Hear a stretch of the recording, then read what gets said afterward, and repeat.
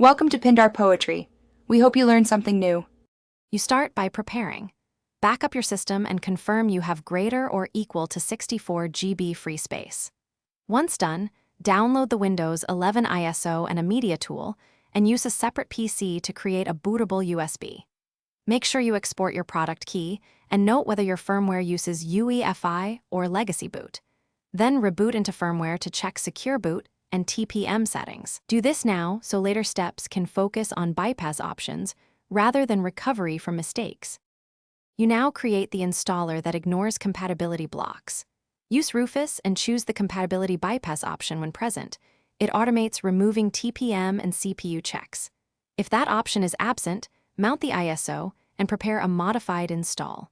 WIM or set a registry bypass. Allow upgrades with unsupported TPM or CPU on the USB before running setup.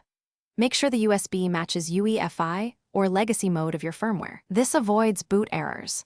Once configured, safely eject the media. You boot from the USB and select Custom Install for a clean deployment. Delete the old Windows partition and proceed. If setup still blocks on checks, press Shift plus F10 to open a command prompt, run regedit, and add the bypass dynamic checked word or the Allow Upgrades key to skip compatibility enforcement. This forces setup to continue. After installation, install drivers and Windows updates, then re-enable Secure Boot if you prefer. If something goes wrong, restore from your backup and retry the modified Thanks for watching. Consider subscribing if we helped you.